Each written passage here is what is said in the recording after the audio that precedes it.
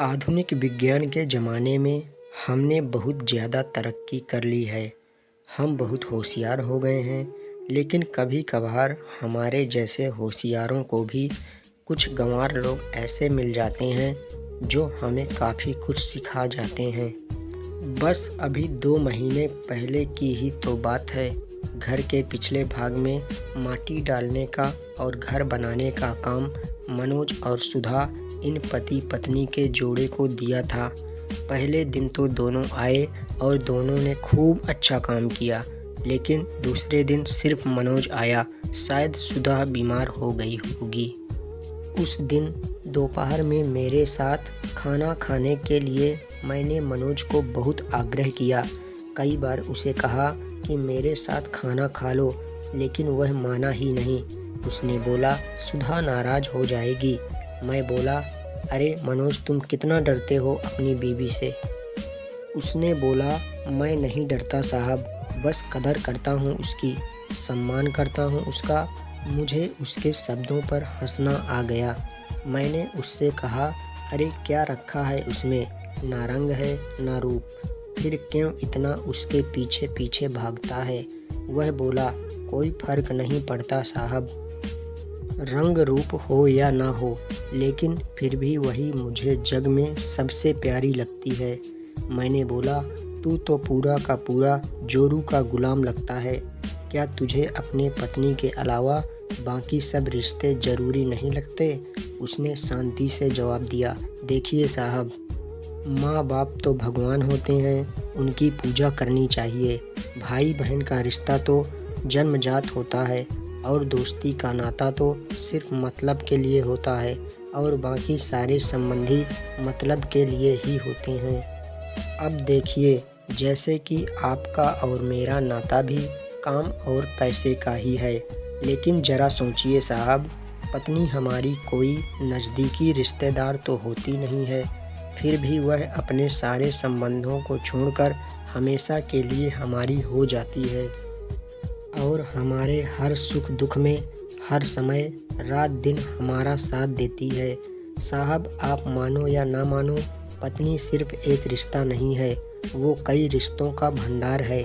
जब वह हमारी हर इच्छा पूरी करती है, हमारी देखभाल करती है, हमको प्यार करती है, तब वह किसी माँ की भूमिका निभा रही होती है। जब वह हमें अपने वर्तमान परिस्थितियों की समझ देती है, और जब हम अपनी कमाई उसके हाथों में ला कर देते हैं, तब हमें विश्वास होता है कि वह उसका सही इस्तेमाल करेगी और हमारे साथ कुछ बुरा नहीं होने देगी। जब वह बाप की भूमिका निभा रही होती है, तब हमारे बारे में चिंतित होती है, और जब वह हमें हमारी गलतियों को बताकर उसे सुधारने का मौका देती है, तब वह किसी बहन की भूमिका निभा रही होती है। जब वह हमें अपनी नई नई इच्छाएं बताती है, हमसे हर चीज़ की मांग करती है, नखरे करती है, रूठती है, जिद करती है, तब वह किसी बेटी जैसी होती है। और जब वह हमें कुछ नया सिखाती है, हमसे झगड़ती है, तब वह किसी दोस्त की तरह होती है। जब वह हमारे घर की सारी जिम्मेदारियां अपने सिर पर उठाती है, तब वह मालकिन होती है।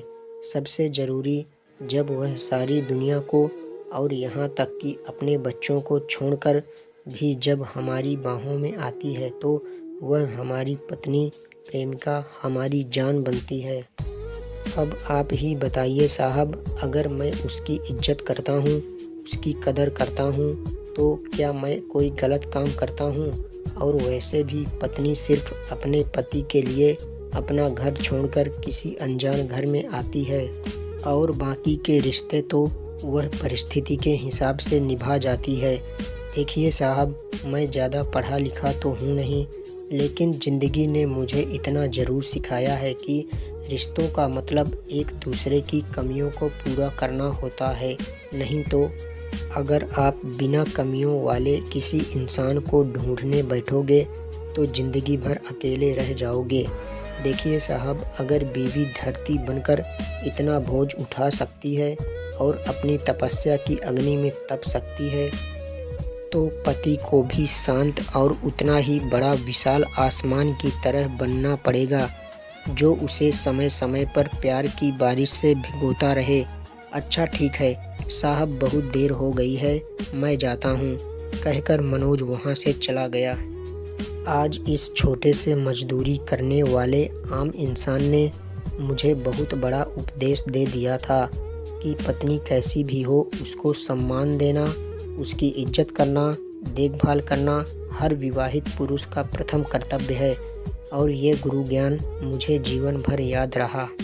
दोस्तों, हमारे जीवन में भी हर रिश्ते का एक अलग महत्व होता है, हर रिश्ते के लिए एक अलग स्थान होता है, हर रिश्ते का एक मतलब होता है और हर एक रिश्ते का एक सफ़र होता है।